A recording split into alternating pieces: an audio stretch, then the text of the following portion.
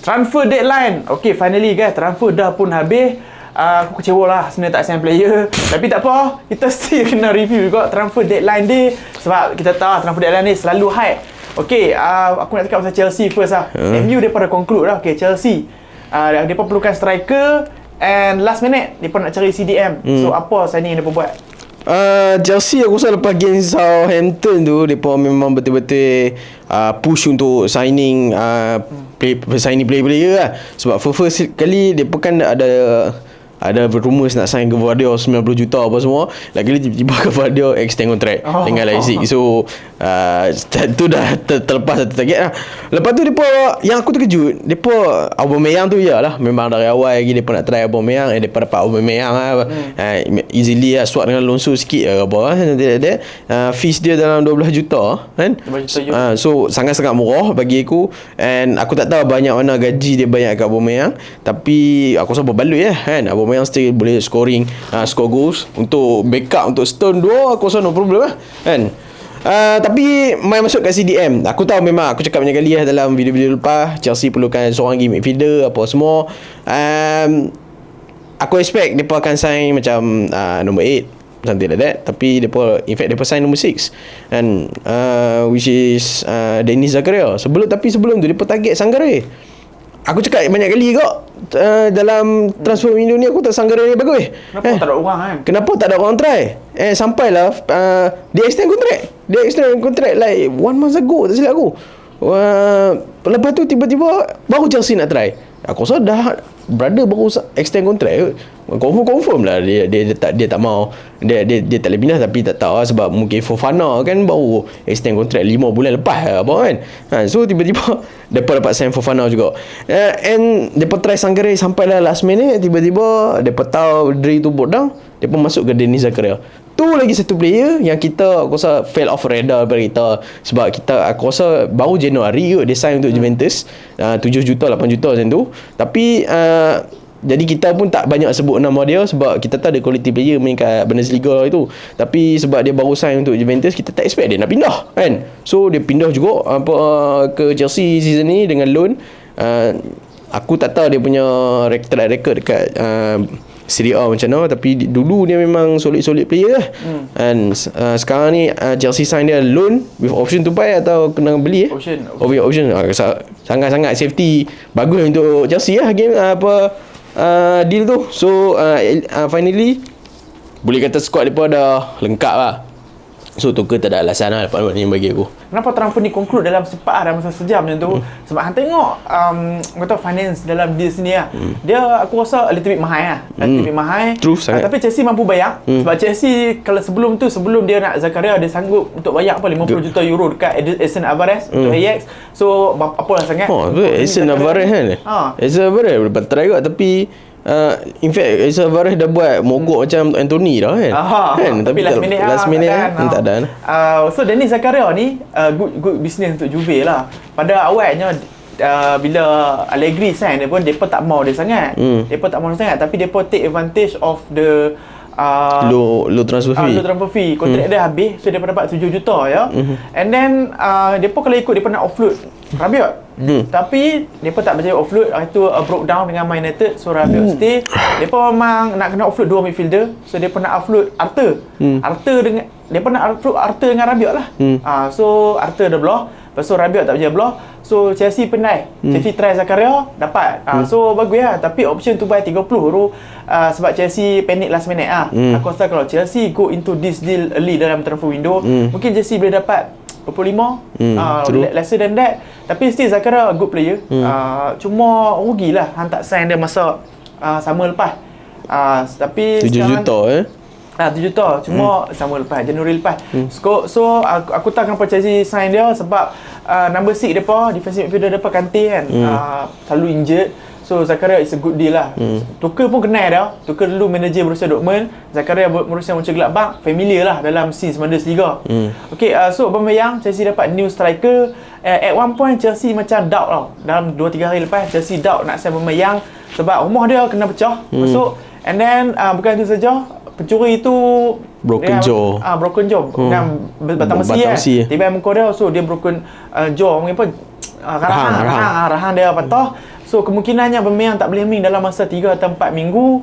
Tapi still good deal untuk Chelsea sebab awalnya Barca nak dalam 20 juta pound atau 80 juta pound.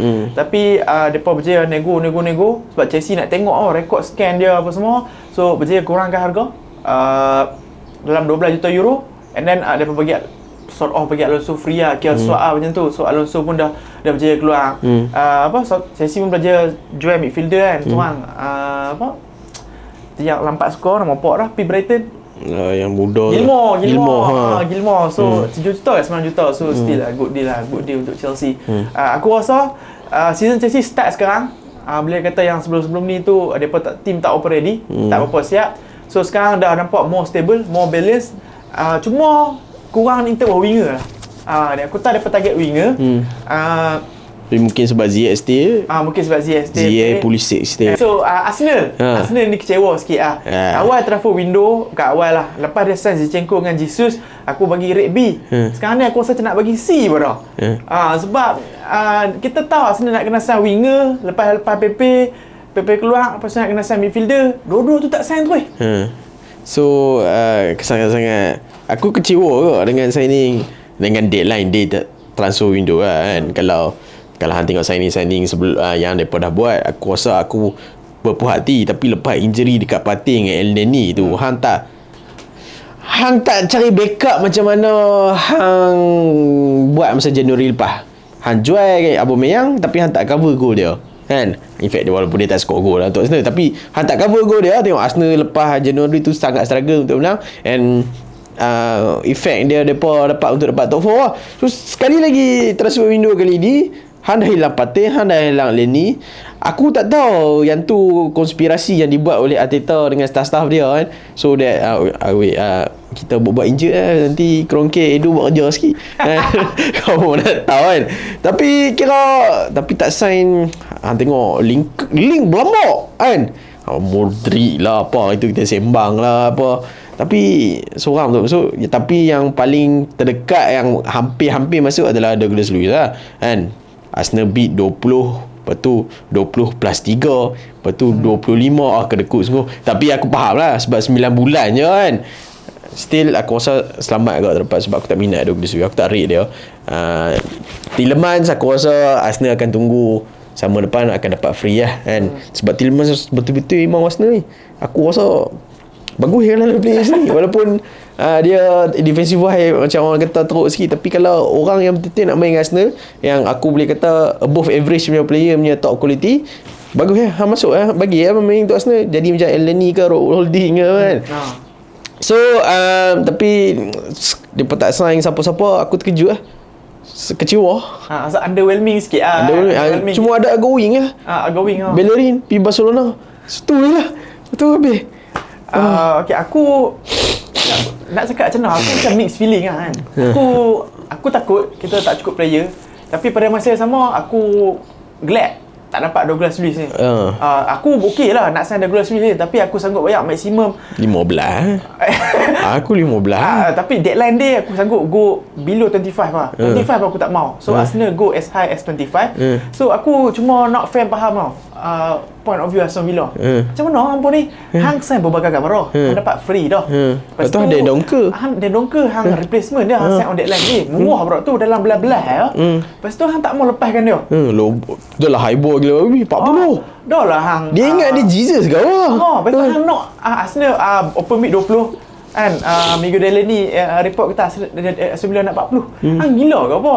Tapi itulah masa dia join Aston Villa daripada Man City letak sell on clause 25%. So Aston Villa aim untuk profit 20 million.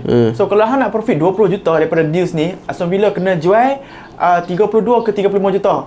So memang no chance dah Arsenal nak bayar macam tu. First kali Douglas Luiz bukannya high on Arsenal punya priority list.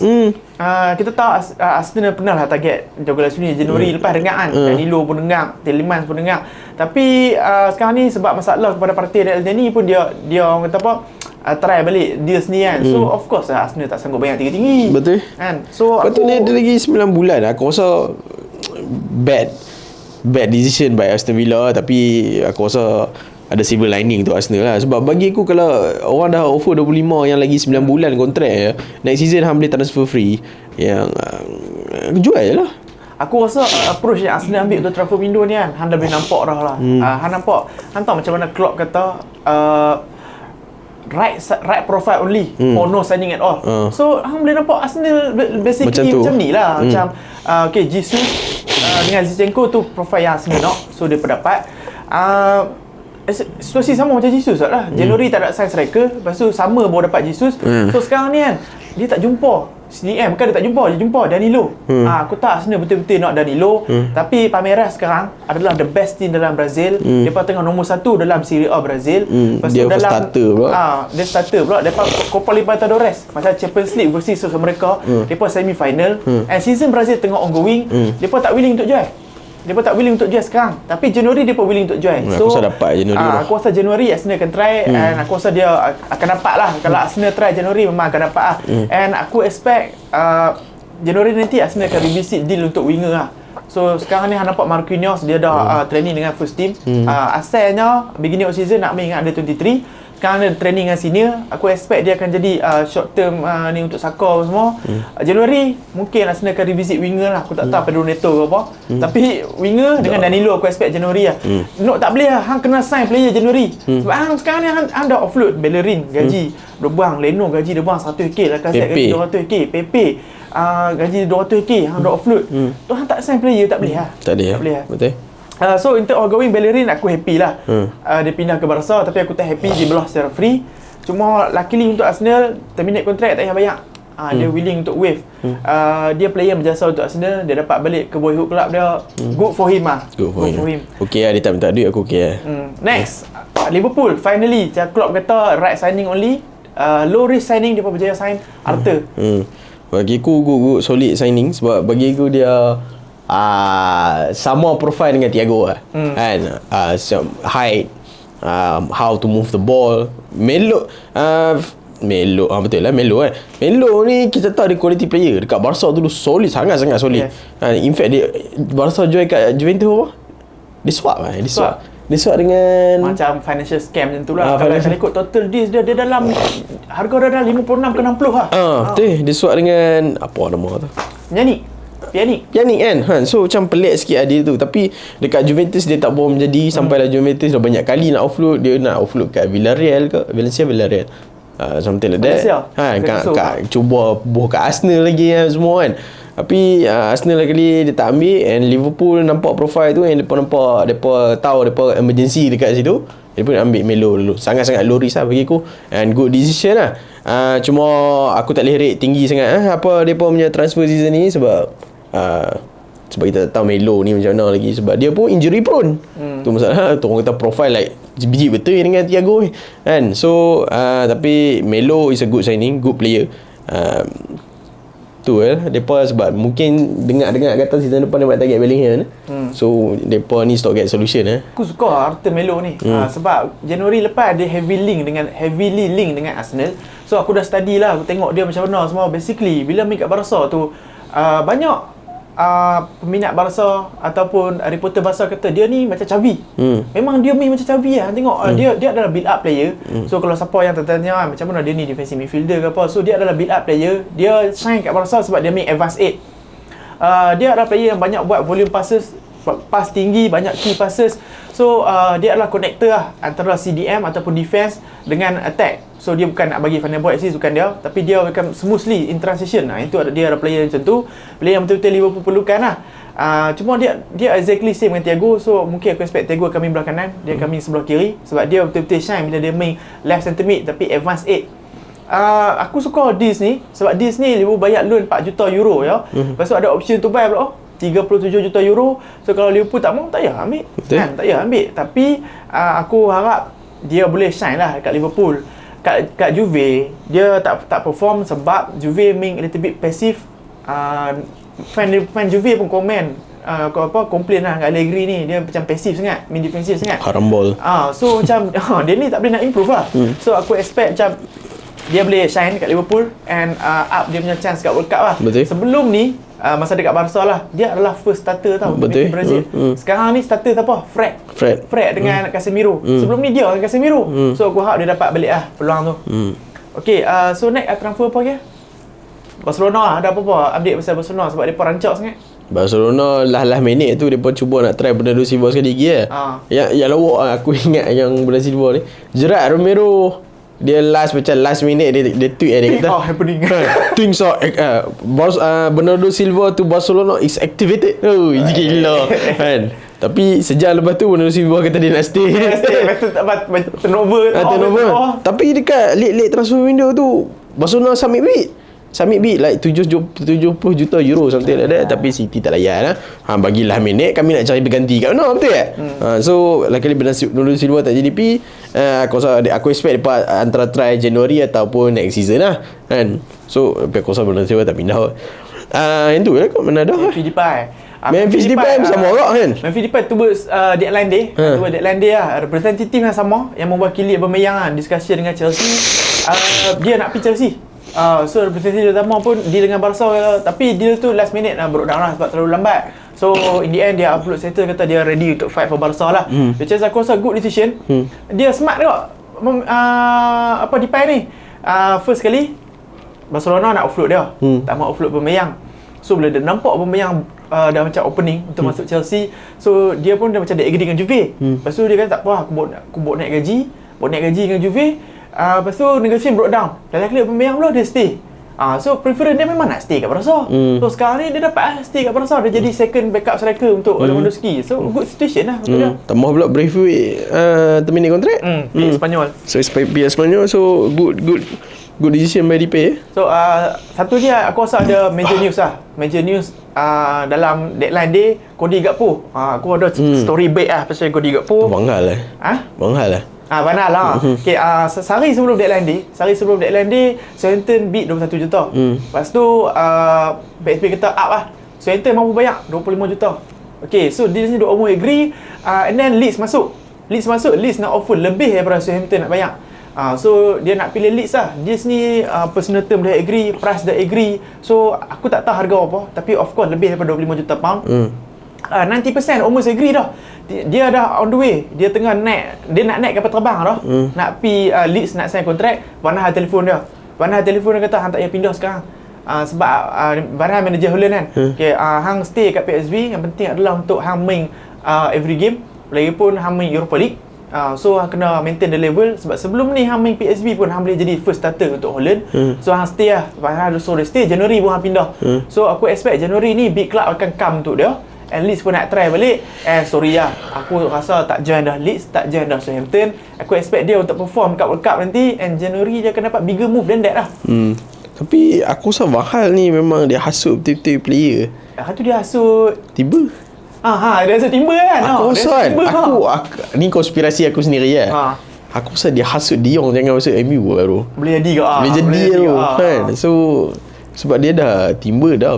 Gakpo pun mungkin tak tahu dia ada jangan masuk MU lah kan. Lepas tu dia sekarang Anthony dengan Lisandro Martinez bukan Holland. Holland dia call lah, jangan pergi. Call tu saya. Wah ni memang ada agenda dengan MU. Dia nak team Holland dia. Mungkin dia tak score. Dia tak tahu lah. So Dion pun finally dia tak pindah. Fan MU pun macam dah putus asa lah. Sebab betul lah transfer ni. Hang kenapa pursue dia? Dia dah habaq berawal-awal dah. Dia tak mau. Masa tu friendly kan, lepas season habis kan. Dia tak mau. Dia kata dia tak mau tak. Yang funny thing is fan MU speculate sendiri lah. Dia kata kan, takkanlah Ten Hag tak misih Dion ni. Mestilah dalam dia belakang-belakang Dion kata nak main apa semua kan. Orang dah report kata dah dia tak mau. So dia siap buat interview lagi. Dia tak mau. Pertama kata dia relationship dengan Ten Hag. Dia kata dia tak baik pun dengan Ten Hag tu. Lepas tu duk pesu-pesu lagi. Jadi dia semua benda jadi last minute Jadi problem lah benda tu. So dia stay. Tapi yang surprisingly at the moment tak tahu macam mana Barca boleh manage. Dia stay tanpa potong gaji. Braithwaite Braithwaite belah. Braithwaite belah lah. Tapi Aubameyang ni kemungkinannya gaji dekat 400k, dekat 500k tak boleh weh. Dia highest lah sekarang nampak tu. Dia highest mahal daripada Lewandowski. So aku expect dalam bulan 9 ataupun 10 10 nanti depa akan ada recontract negotiation balik lah. Finally ada update pasal Spurs. Daniel James kalau tak aku rasa hampir nak link nak join Spurs. And lepas tu tiba-tiba Daniel James join Fulham. Join Fulham. And then Conte katalah, and kalau siapa-siapa tak join Spurs, Bryan Hill tak boleh block. So Bryan Hill stay lah. Bryan Hill nak buat macam mana? Dia nak pergi Spain, Bryan Hill tu. So sayang dia tu wonderkid. dia wonderkid kan. So tak apalah, main lah under Conte. Walaupun Conte macam tak mau kan. Jangan stay lah. Okay guys, setakat ni sajalah reaction untuk deadline day. Aku so far aku rasa deadline day hari ni tak best sangat tak best sangat, tapi fantasy mungkin happy. Kalau last season best lagi lah. Griezmann tu deadline day tengok Barca macam mana dia pusing. Sampai sekarang masalah yang isu 30 minit tak boleh main semua. Okay, so congrats untuk fan Chelsea berjaya secure semua position yang apa target, kecuali seorang winger je kot. Kuasa Chelsea begins now. Guys, jangan lupa untuk subscribe channel Jugaro TV. Tolong kami untuk reach 40k subs. Thanks for watching. I'll see you guys in a bit. Take care and bye.